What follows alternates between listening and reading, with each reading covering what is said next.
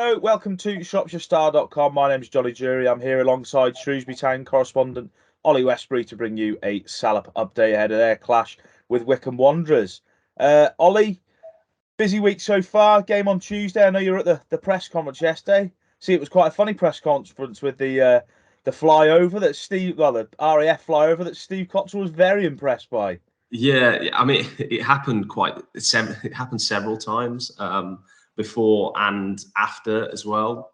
So yeah, we were all pretty fascinated by the red arrows as they were going over, and yeah, we kind of just stopped to watch them for a period. So yeah, it was pretty cool actually. I saw them at Cosford a few weeks back for the Queen's Jubilee. So yeah, they were pretty impressive.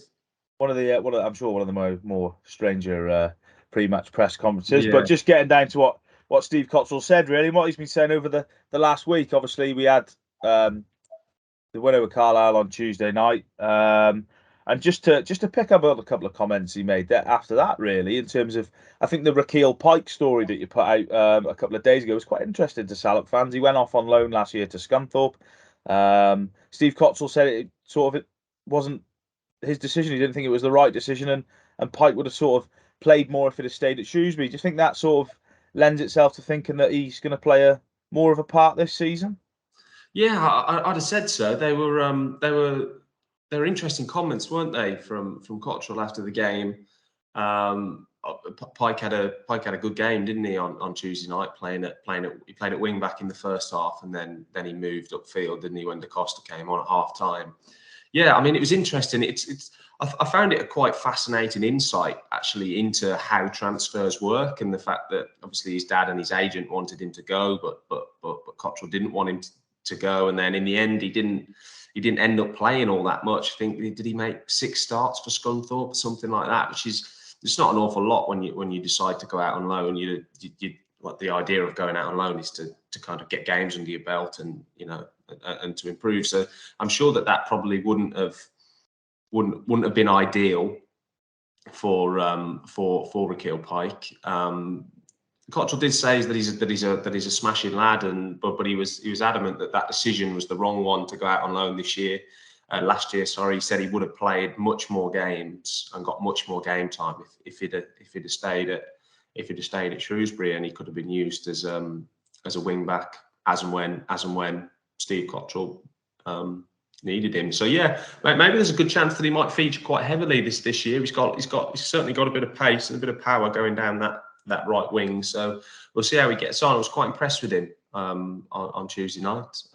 So we'll see how that situation develops. But a fascinating insight more than anything. That's not something that you see every day, is it? No, absolutely. Just moving on to what he said yesterday, sort of red arrows aside, your story that went up last night about probably wanting 2 new signings. I think he alluded to wanting 2 a couple of weeks ago as well, but he said he wants hopefully a midfielder and a striker. Did he allude to anything being close, or is it still a case of sort of having to get players out to get players in? No, he didn't say that they have to get 2 players out to get them in. He said that if they get 1, then the chances of them getting another one will probably depend on whether they can get somebody out. I think he said it from memory. This is just purely from my memory of what he said. You'll have to read the story again to double check. But I believe that they can probably get one in without somebody going the other way. But in order for them to get them both the signings that they want, then they'll have to get somebody out the door as well. So it's an interesting one. I wouldn't say I was surprised to see that but I suppose Daniel Udoh's back. They've signed Aiden O'Brien, and then you've got Ryan Bowman as well. I was surprised to hear that he's desperate for a striker, but I suppose given the fact that we've not scored an awful lot of goals in our first 2 league games, that it's not, maybe that's a bit naive from me. But yeah, so it's an interesting one. He wants a striker, he wants a midfielder. I can kind of see why he wants a midfielder. Just a bit of cover, really, I suppose, for those guys. I looked at Luke Leahy when he took a knock, didn't he, in like the 80th minute, and he went down, and I was thinking to myself, well, there's a big game coming up at the weekend against Wycombe, and you know, it's a tight turnaround, isn't it, at the moment, the next few weeks, especially with the cup draw, I think, as well now. Shrewsbury are playing Saturday, Tuesday, Saturday, Tuesday, Saturday, Tuesday, Saturday, Tuesday. So, you know, there's a lot of games coming up. There's a lot of recovering for the players to do. So, you know, a little bit of like depth in those positions would be you know, beneficial, I would say, for Steve Cotterill and his coaching staff, just to be able to. He mentioned yesterday about, you know, being able to like pull the wing backs out to give them a breather every now and then, just, you know, to keep them fresh. I think that probably goes the same for the midfielders as well. So it would be interesting to see how we go. He didn't say if anything was particularly close, and you know, managers are never really just going to come out and go, yeah, we're trying to sign this guy because, you know, he mentioned, he said to me that, you know, it's disrespectful to talk about players from other clubs, and rightly so, to be fair. Completely understand that. So we didn't get any actual. We don't know, but it's interesting to know the areas of the pitch that the boss thinks that he needs to develop, and he feels he needs those players. And it'd be interesting to know which one of those two positions he feels is more important to get through the door. Mentioned strikers there. Aiden O'Brien, someone that we haven't seen an awful lot of, certainly through pre-season and the first few games. I know Steve Cotterill provided an injury update on him. Can we expect to see anything of him at Wycombe on Saturday? Yeah, no, he's been ruled out of Saturday. It's a really interesting one because we ask Steve about Aiden O'Brien after every game, and it kind of blurs in. It's kind of like blurring into one of. He had an injection early this week, and they were giving it 4 days for that injection to settle down. I believe he was having a checkup. He's having a checkup today, Friday, to see how he's getting on. I think it's my understanding that they now know what the problem is. So like fingers crossed that they know what the problem is, and it's very much now coming to the conclusion where they can, you know, kind of get it sorted.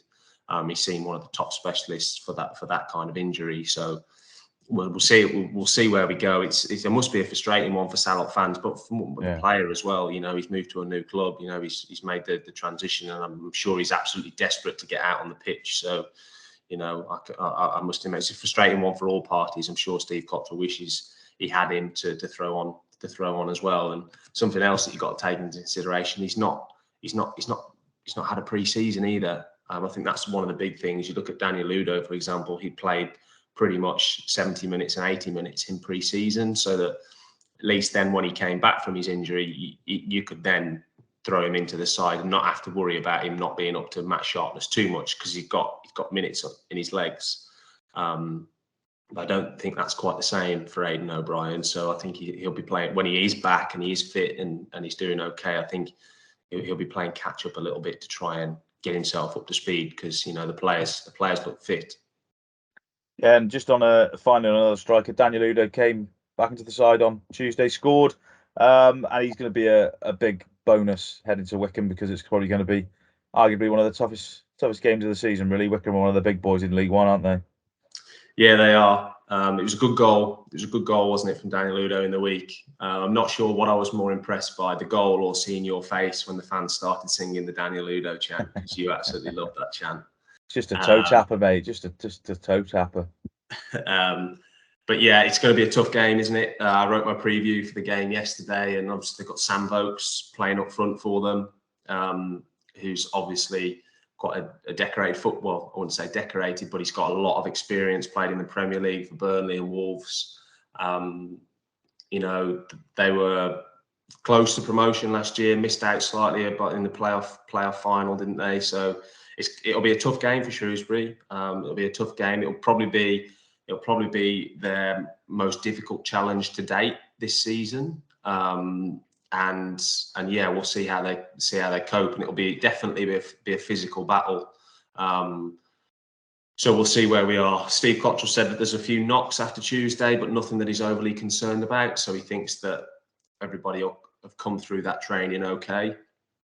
So fingers crossed that there's not going to be any selection issues that we're expecting ahead of that game. Let's hope that they can get a positive result down there, because that'd be a real statement if they could go down there and play against Wycombe and get a positive result.